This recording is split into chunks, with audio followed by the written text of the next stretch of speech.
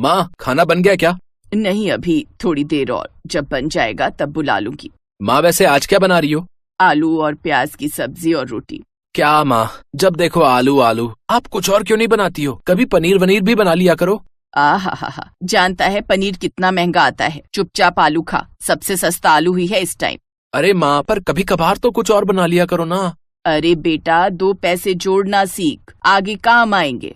ललिता की बात सुनकर उसका बेटा राम वहाँ से गुस्से में निकल जाता है। ये कहानी एक ऐसे परिवार की है जो बहुत ही लालची और भुक्खड़ था। ललिता और उसका पति लच्छू राम आला दर्जे के लालची थे। अच्छे खासे पैसे होने के बावजूद वो बड़ी कंजूसी करते थे और इस बात से उनका बेटा राम बहुत चिढ़ता था। लेकिन माँ बाप के सामने उसकी एक न चलती थी। फिर एक दिन, माँ, बहुत तेज भूख लगी है, कुछ खाने को दो ना।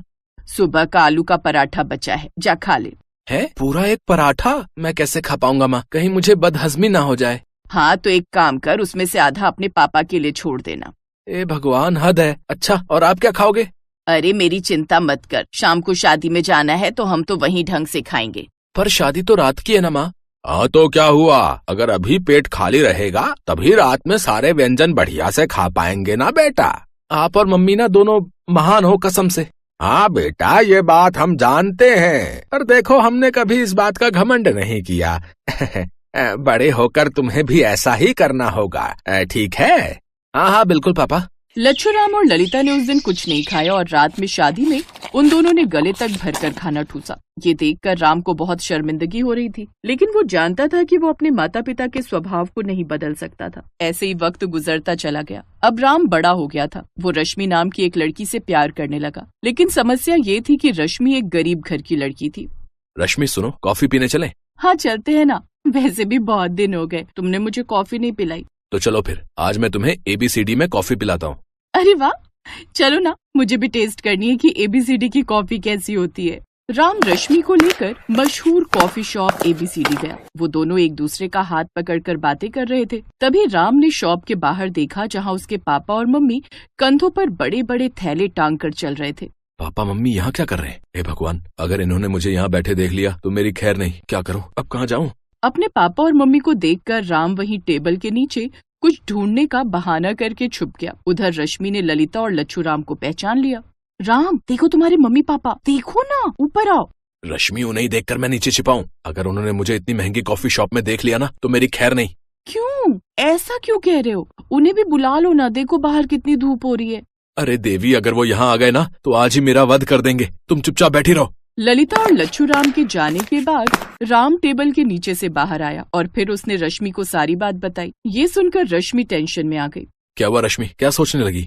मैं सोच रही हूँ कि अगर आंटी और अंकल इतने लालची और कंजूस हैं, तो फिर वो तुम्हारी शादी मुझसे कैसे कराएंगे? यही तो मैं भी दिन रात सोचता रहता हूँ, पर तुम चिंता मत करो, शादी तो मैं तुम्ही से करूंगा।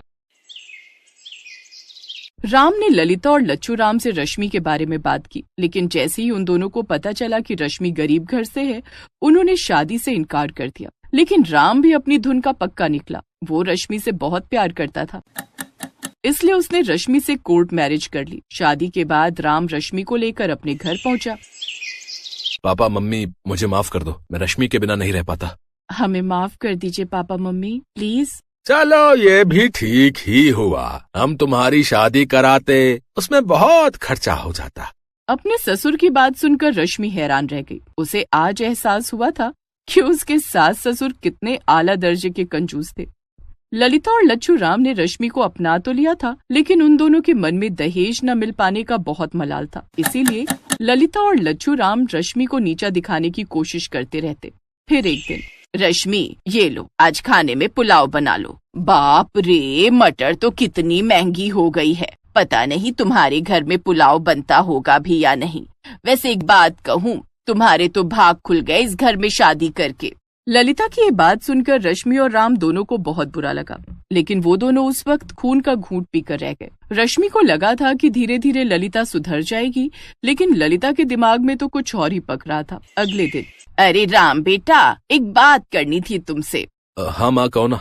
वो जो शिव टूर और ट्रेवल्स वाले हैं ना बाजार में, हाँ, उन्होंने कोई ऑफर निकाला है। वो तीर्थ यात्रा पर नेपाल ले जा रहे हैं। पैसे भी ठीक हैं, तो तेरे पापा और मैं सोच रहे थे कि हम लोग भगवान के दर्शन कराएं। अच्छी बात है ना माँ, आपने अच्छा सोचा है। पर माँ अभी कुछ दिन रुक जाओ, मेरी तनख्वाह आ जाने दो, फिर आप दोनों चले जाना। अरे तब तक तो उनका ऑफर खत्म हो जाएगा। माँ अभी तो मेरे पास इतने पैसे नहीं है। अरे तू एक काम करना, रश्मि के पापा से उधार मांग ले, दोनों घर एक ही तो हैं। ठीक कह रही हूँ ना मैं। राम ने दुखी मन से हाँ कर दी, लेकिन वो समझ गया था कि ललिता अब क्या खेल रही थी। उधर किसी तरह से रश्मि के पापा ने पैसे इकट्ठे करके राम को दे दिए, लेकिन अभी तो ललिता का खेल शुरू हुआ था। नेपाल से वापस लौटने के बाद ललिता किसी न किसी बहाने से रश्मि के पापा के सामने पैसों की मांग रखने लगी। अरे तो क्या हुआ, दोनों घर एक ही तो है ना। जी मम्मी जी, आप ठीक कह रही हैं। ऐसे ही वक्त बीतता गया। एक दिन रश्मि ने घर में सबके लिए बिरयानी बनाई, जो सभी लोगों को बहुत पसंद आई। तभी बिरयानी खाते हुए, अरे वाह बहू, बहुत अच्छी बिरयानी बनाई है, कहाँ से सीखी? माँ ने सिखाई है मम्मी जी। क्या बात है, क्या बात है। अच्छा, वैसे कभी तुम्हारे माता पिता ने हमको खाने पर नहीं बुलाया। एक काम करो, उनसे कहो कि हम इस संडे सब लोग उनके घर आ रहे हैं, उनके हाथों की बिरयानी खाने। और उनसे कहना कि बढ़िया से बिरयानी बनाए, बादाम काजू डालकर। जी मम्मी जी। ललिता की बात सुनकर रश्मि बहुत टेंशन में आ गई। वो जानती थी कि पैसे देकर उसके पापा के पास ज्यादा पैसे नहीं बचे थे। ऐसे में पूरे ससुराल की बिरयानी दावत करना उसके पापा के लिए बहुत भारी था। वो इस समस्या से निकलने का उपाय ढूंढने लगी। और फिर जब संडे आया तो सारे लोग रश्मि के घर पहुंच गए। उन्होंने देखा कि खाने के लिए बहुत ही शानदार बिरयानी रखी थी, जिसमें काजू किशमिश बादाम भरे हुए थे। ये देखकर भुक्कड़ ललिता और लच्छू राम की खुशी का ठिकाना नहीं रहा। लीजिए मम्मी जी, मेरी माँ के हाथ की बिरयानी खाकर देखिए। हाँ हाँ, क्यों नहीं, समधन जी ने इतनी अच्छी बिरयानी बनाई है तो फिर तो हम पेट भर कर खाएंगे। लच्छू राम और ललिता बिरयानी पर टूट पड़े। उन्होंने पेट भरकर बिरयानी खाई, लेकिन फिर भी काफी सारी बिरयानी बच गई। एक काम करते हैं मम्मी जी, बची हुई बिरयानी साथ ले चलते हैं, घर में आराम से खाएंगे। हाँ हाँ, बढ़िया आइडिया है, ले चलो। राम ये सब देखकर बहुत दुखी था, लेकिन रश्मि के चेहरे पर कोई चिंता नहीं थी। अगले दिन रसोई में ललिता जोर से चीखी, रश्मि, ओ रश्मि, ये सारे बासमती चावल कहाँ गए? और काजू बादाम भी दिखाई नहीं दे रहे। हाँ, वो सब तो कल मैं अपने साथ ले गई थी मम्मी जी। उन्हीं चावलों और ड्राई फ्रूट से तो माँ ने बिरयानी बनाई थी। वो क्या है ना, उनके पास पैसे नहीं थे तो मैं सब कुछ यहाँ से ले गई थी। और वैसे भी दोनों घर तो एक ही है ना मम्मी जी। इस बार ललिता को मुंह तोड़ जवाब मिला था और कहने के लिए उसके पास कुछ नहीं था। और रसोई के दरवाजे पर खड़ा राम अपनी बीवी की समझदारी पर मंद मंद मुस्कुरा रहा था।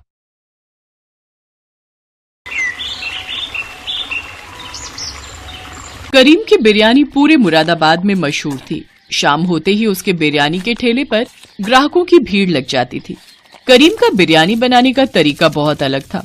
बढ़िया चिकन, मटन और खुशबूदार मसाले, खिला खिला चावल बिरयानी के स्वाद में चार चांद लगा देता था।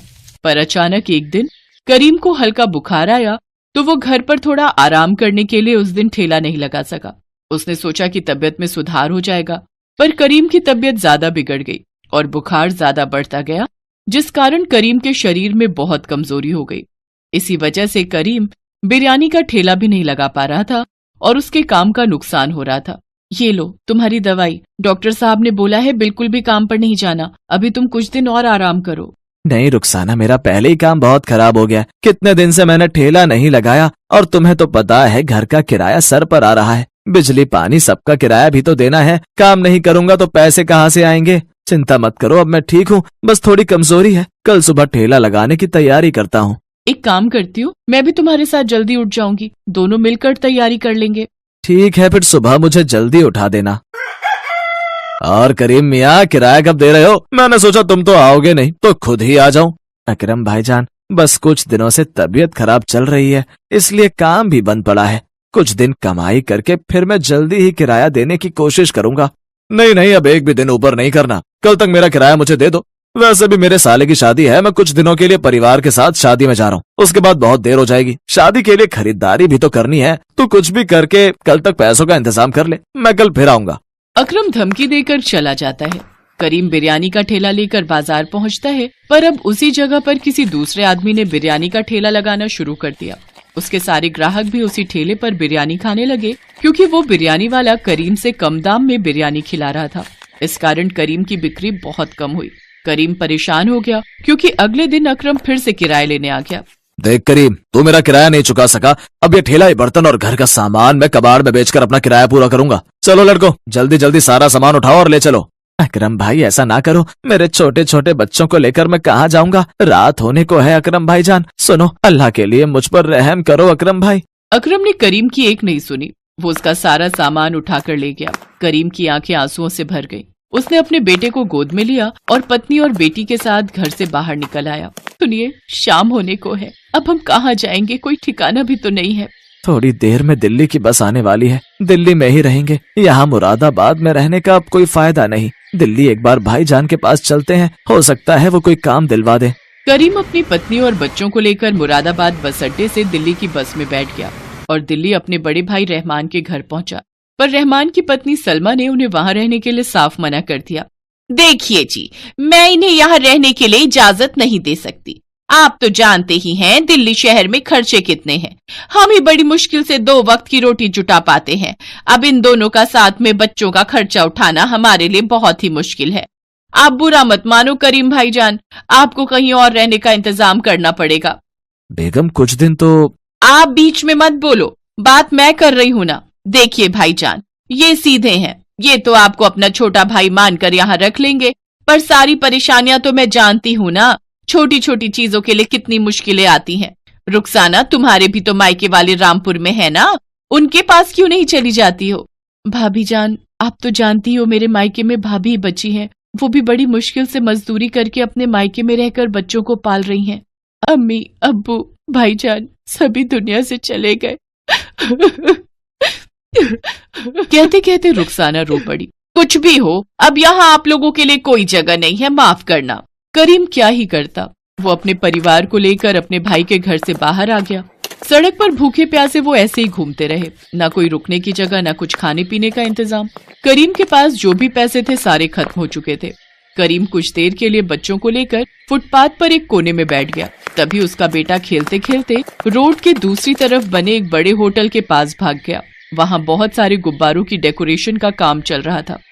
हटो बेटा हटो यहाँ से, यहाँ काम चल रहा है, छोड़ो इस गुब्बारे को, जाओ यहाँ से। अरे जुम्मन मियाँ, जल्दी जल्दी डेकोरेशन का काम खत्म करो, वसीम साहब और उनकी बेगम आने वाले होंगे। कुछ भी कहो वसीम साहब, हर साल अपनी बेगम का जन्मदिन बेहद धूमधाम से मनाते हैं। तभी होटल के अंदर से मैनेजर फोन पर बात करता हुआ बाहर आता है। सर, मुरादाबादी बिरयानी के बारे में आपने मुझसे कहा था, पर हमारे मुरादाबादी बिरयानी बनाने वाले बावर्ची की तबीयत खराब हो गई है, वो 1 हफ्ते की छुट्टी पर गया है। सर, मैं जानता हूँ मैडम को मुरादाबादी बिरयानी कितनी पसंद है, और आज वैसे भी उनका जन्मदिन है। ठीक है सर, मैं कुछ करता हूँ। इतनी जल्दी कहाँ से लाऊं मुरादाबादी बिरयानी बनाने वाला, बहुत मुश्किल है। आधे घंटे में सर और मैडम होटल पहुँचने वाले हैं।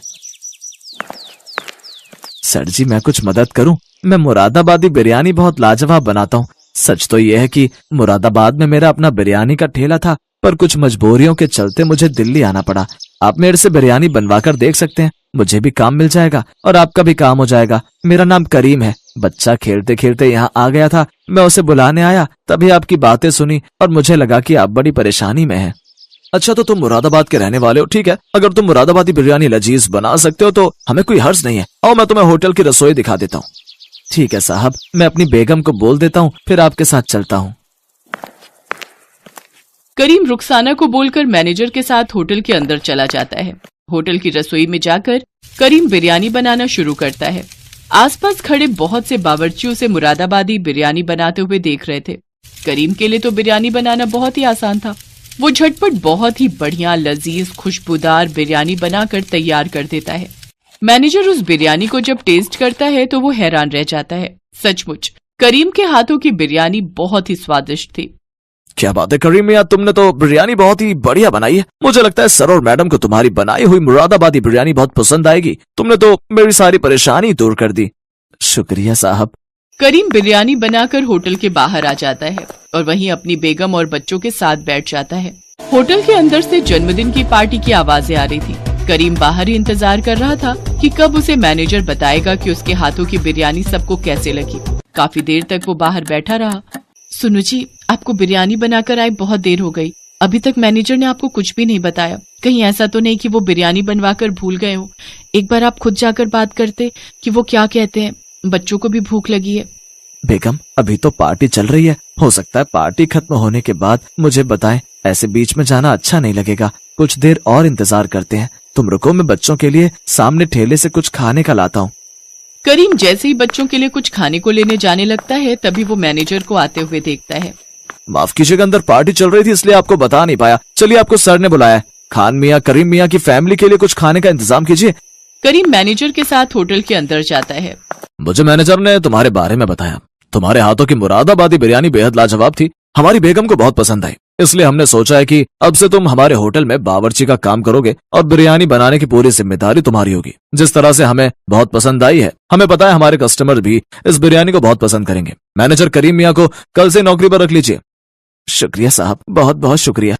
गरीब अकरम होटल के मालिक वसीम मियाँ को शुक्रिया कहता है। वो बहुत खुश था। उसकी आंखों में खुशी के आंसू थे, क्योंकि उसे इतने बड़े होटल में बावर्ची की नौकरी मिल गई, जहां पर उसकी तनख्वाह भी बहुत अच्छी थी। अल्लाह की रहमत से करीम की जिंदगी से दुखों का साया हट गया। उसकी मेहनत की वजह से दिल्ली जैसे बड़े शहर में, बड़े होटल में उसे बावर्ची की नौकरी मिल गई और उसकी सारी परेशानियां दूर हो गई।